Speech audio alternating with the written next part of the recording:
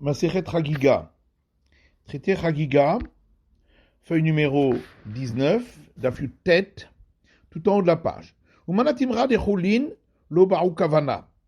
Et d'où sais-tu que pour des aliments, des éléments profanes, on n'a pas besoin d'avoir l'intention de se purifier. Dites-nan, parce qu'il y a une Mishnah qui dit Gal Genitlash, une vague de la mer qui s'est détachée d'elle, ou boire Barim Sea, et qui contient 40, le volume de 40 CA d'eau, Venafal à la Adam, et la vague est tombée sur un homme, vers la Kélim, ou des ustensiles, Théorim. Ils sont purifiés. Katani Adam du Mir des Kélim. On en parlait de l'homme à côté des ustensiles. Ma Kélim de l'Omekavne, Afadam de l'Omekaven. Donc, de la même manière que les ustensiles n'ont pas d'intention, l'homme aussi, on parle qu'il n'avait pas d'intention de se purifier. Et on voit qu'il est pur. Ou Mimaï, l'Agma me dit, qui te dit Dilma Beyoshev ou Metsapé et Mataïta Leshaga, Gaskinan. Peut-être qu'on parle d'un homme qui était assis et attendait quand la vague allait se détacher pour pouvoir se purifier. Vekelim Dumiade Adam, et c'est les ustensiles qui ont été juxtaposés à l'homme. Ma Adam de Barkarana, la manière que l'homme, il est apte à avoir une intention. Avkelim de Mekaven Lehu, pour les ustensiles aussi, un homme avait l'intention qu'il se purifie. Et si tu vas dire, mais alors, s'il attendait de se purifier, qu'est-ce qu'on vient d'apprendre ici? J'aurais pu croire qu'on interdirait ici, quand la vague est en mouvement, à cause du cas où il se tremperait, il s'immergerait dans des eaux de pluie qui sont en mouvement, où là, c'est pas valable. Il a mis l'ixor à Chine, à Tukipin, ou qu'on interdirait ici, lorsque il est au sol, et c'est l'extrémité de la vague qui le purifie, à cause du cas où il se purifierait en sautant à l'endroit de la voûte de la vague, qui est séparée du sol, et dans ce cas-là, l'immersion n'est pas valable. Comme Ashbalan, et on vient nous apprendre de la gazrinan, que on va pas, à cause de cela, interdire, alors qu'ici, il est au sol. Et d'où sait-on que on peut pas s'immerger dans la voûte de la vague qui est au-dessus du sol? Parce qu'il y a une braïta qui dit on peut s'immerger dans la tête de la vague qui est au sol, mais pas dans la voûte de cette vague qui est au-dessus du sol. Le fichier de Madbinin Be'avir, parce qu'on ne peut pas s'immerger au-dessus du sol dans l'espace. Et la Meha. Mais en vérité, la preuve que on n'a pas besoin d'avoir l'intention de se purifier pour ce qui est profane, c'est de cet enseignement, de l'enseignement suivant. Dites-nous, parce qu'il y a une Mishnah qui dit Perol shenaflou letochamat hamayim, des fruits qui sont tombés dans un plan d'eau qui a les mesures d'un bassin rituel, ou Pachat Mishiadav Temeot, et celui qui avait des mains impures a tendu ses mains ou Venatlan et a pris les fruits. Yadav Tehorot, ses mains sont purifiées, bien qu'il n'en avait pas l'intention de les purifier. Ou Perot Enan Bekiyutan, et les fruits, on ne considère pas qu'ils ont été rendus aptes à recevoir l'impureté parce qu'ils ont été mouillés. Puisqu'ils ont été mouillés sans aucune intention de la part d'un homme, ni sans qu'un homme en tire profit. Mais si il a trempé ses mains, le propriétaire des fruits, pour se les laver, et donc il avait un intérêt à cette eau-là, Yadav Tehorot, les mains sont purifiées, et les fruits sont devenus aptes à recevoir l'impureté, puisque l'eau qui s'y trouvait avait un intérêt pour l'homme qui était le propriétaire des fruits. Et donc on voit d'ici qu'on n'a pas besoin d'une intention. Et Tivé Rabba et Rab Nachman, Rabba a objecté à Rab Nachman, à partir d'une braïta qui dit Atové le Choulin, non, notre Mishnah, pardon, à partir de notre Mishnah. Atové le Choulin, celui qui s'immerge pour pouvoir avoir contact avec des éléments profanes, ve'urzak lechulin, avec uniquement cette intention du profane, assour le maaser, pourra pas avoir de contact avec la deuxième dîme. Urzakin, urzaklo. Donc on voit d'ici qu'il faut avoir l'intention de se purifier, sinon ça ne marche pas. Rikama l'Agma dit non. Voilà ce que la Mishnah veut nous dire. Aval piché urzak lechulin, bien qu'il a eu une intention, mais elle était pour le profane, assour le maaser, il est quand même interdit d'avoir contact avec la deuxième dîme, parce qu'il aurait fallu avoir l'intention pour la deuxième dîme. Mais pour le profane, en réalité, on n'a pas besoin d'une intention. Et Tivé, il a apporté une autre objection.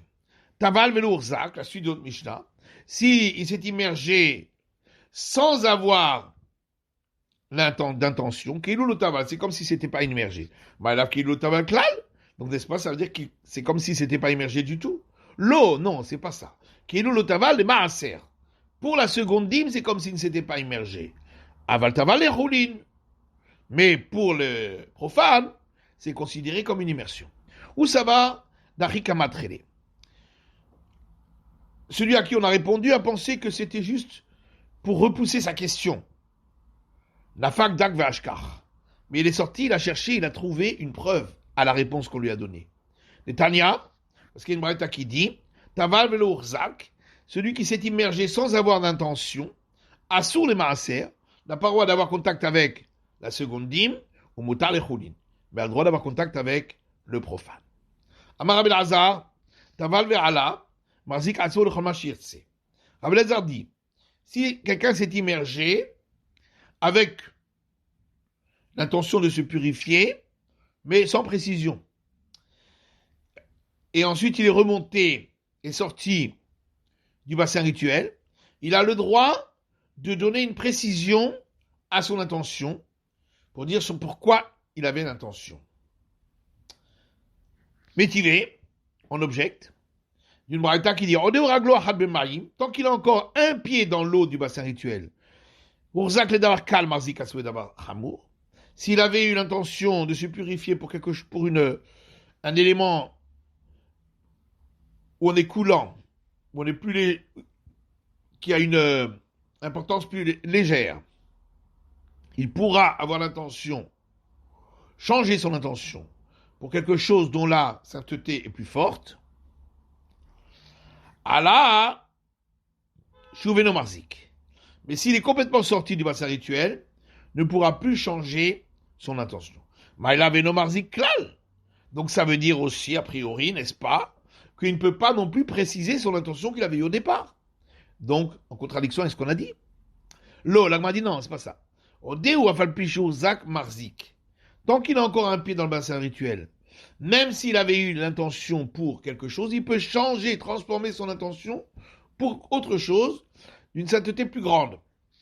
Allah, mais s'il est déjà sorti complètement du bassin rituel, imlo urzak marzik. S'il n'avait pas précisé son intention, il pourra le préciser maintenant. Ve'imourzak et no marzik. Mais s'il avait bien précisé son intention, il ne pourra plus la transformer. Mantana odeu raglo ahad b'mayim. Qui est l'auteur de cette opinion qui dit que tant qu'il a encore un pied dans l'eau, il peut même transformer son intention. Donc il est considéré encore comme à l'intérieur du bassin rituel. Amar Rapedat, Rabbi Yudahi. Rapedat dit, c'est Rabbi Yudah, dit-nan, parce qu'il y a une Mishnah qui dit, Mikveh Shenimdad, un bassin rituel dont on a mesuré le volume d'eau, et il y a pile le volume de 40 CA, volume minimal. Sont venus deux personnes et se sont immergés l'un à la suite de l'autre. Harishon Tahor, le premier est pur, mais le second reste impur, parce que le premier, quand il est sorti, il a pris un peu d'eau avec lui, et donc maintenant il n'y a plus la mesure minimale, lorsque le second y entre. Amar Rabbi Yudah. Rabbi Yudah dit, si les pieds du premier touchaient encore l'eau du bassin rituel quand le second s'est immergé, le second est encore pur, donc on considère que l'eau qui est sur le premier est encore reliée avec le bassin rituel. Amar Nachman Amar Rabba Baravua. Dit Rab Nachman au nom de Rabba Baravua. Machloket bemarlot de Rabbanan. Toute la discussion entre Rabbi Yudah et les sages, c'est uniquement concernant les règles d'impureté supplémentaires qu'ont donné les sages pour certains éléments qui sont plus sanctifiés, comme on l'a vu dans la Mishnah. Aval bitumal et tahara. Mais s'il s'agit ici d'une véritable impureté de se purifier, de s'en purifier, livra kol ashinitame. Pour tout le monde, le second, même quand le premier avait encore un pied dans l'eau, le second reste impur. Vainu de Rabbi Pedat. Ça va bien avec l'enseignement de Rabbi Pedat, qui lui parlait d'un problème qui a été institué par les sages, d'avoir l'intention, et c'est là-dessus qu'il a dit que tant qu'il est encore relié au bassin rituel, c'est comme s'il était encore à l'intérieur et il peut transformer son intention. Kadamré, il y a d'autres qui disent Amar Nachman Amar Rabba Baravua. Rab Nachman dit au nom de Rabba Baravua, Machloket Mituma et Tahara. Toute la discussion entre Rabuda et les sages, c'est pour quelqu'un qui est vraiment impur pour se purifier. Aval Bemarlot de Rabbanan, mais s'il s'agit des règles supplémentaires d'impureté qu'ont donné les sages pour des cas de grande sainteté, Divra Akol Avasheni Tahor. Tout le monde est d'accord que le second sera pur. Ou plus qu'à de Rabbi Pedat. Et là, c'est à l'encontre de Rabbi Pedat, parce que Rabbi Pedat disait que ça va que d'après Rabbi Yehuda, la règle qu'on avait donnée. Or, c'était une règle qui concernait des règles d'ordre rabbinique, impureté d'ordre rabbinique, et ici, on dit que tout le monde est d'accord là-dessus. Amaroula, Oula dit, Ba'imine Rabbi Yochanan, les Rabbi Yehuda, Maoula Adbil Mahatin Vetsinoriot, Berosho Shel Rishon.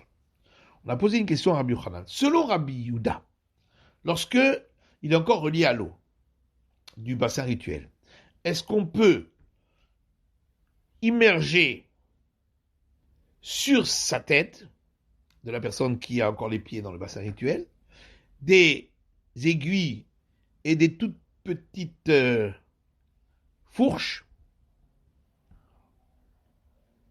minuscules fourches, Goudachit Title les Rabuda. Est-ce qu'on dit que d'après Rabbi Yehuda, l'eau qui est sur cette personne-là est reliée vers le bas uniquement au bassin rituel, Goudassi Kletle, mais on ne dit pas que le bassin rituel va remonter et être lié à ce qui est sur l'homme. Odilma Goudassi Knamitle. Ou bien on va considérer qu'également l'eau du bassin rituel, c'est comme si elle était remontée jusqu'en haut de l'homme, et donc ces petites aiguilles et fourches sont purifiées. Amar Letanituha, il a répondu, on le voit dans une braïta, dans une Mishnah même. Shalosh Gamamiot Benachal, s'il y a une vallée, et sur les côtés, sur les flancs de la vallée, sur un des flancs, il y a 3 bassins, chacun au-dessus de l'autre, sur 3 niveaux. Ayona, Atartona, Ve'emtsait. Un au niveau le plus haut, un au niveau le plus bas, et un au niveau du milieu. Ayona, Atartona, chez l'Esrim, Esrim, CA. Celui d'en haut et celui d'en bas ont le volume de 20 CA d'eau. Ve'emtsait, chez l'Arbaim CA. Et celui du milieu a un volume de 40 CA d'eau, qui est le volume minimal pour être un bassin rituel. Et un petit cours d'eau va descendre d'un bassin vers l'autre. Rabbi Omer, Rabbi dit, Meir Aya Omer, Meir, compagnon de Rabbi Yehuda, disait, Madbil Ba'anyona, et on a le droit de s'immerger dans celle d'en haut, parce qu'elle est reliée par ce cours d'eau à celle d'en bas, donc on considère que les eaux, c'est comme si elles remontaient de celle d'en bas à celle d'en haut, pour compléter le volume de celle d'en haut. Tanya, Rabbi Omer, et pourtant on a vu dans une braïta que Rabbi dit Meir Aya Omer Madbil Ba'anyona, qu'effectivement Meir disait qu'il peut s'immerger dans celle d'en haut, et donc on considère que celle d'en bas, et c'est comme si elle remontait jusqu'à celle d'en haut. Vaniomer Batartona Velo Ba'anyona. Alors il dit, moi je considère que non, c'est uniquement Celle d'en bas, mais pas celle d'en haut, et c'est celle d'en haut qui est reliée à celle d'en bas. Amarle Tanya Tanya. Il dit ici, effectivement, il y a une braïta qui dit ainsi, qu'on peut relier simplement du haut vers le bas, mais pas du bas vers le haut. Effectivement, j'accepte que d'après Rabuda, la relation peut aller seulement du haut vers le bas et pas du bas vers le haut.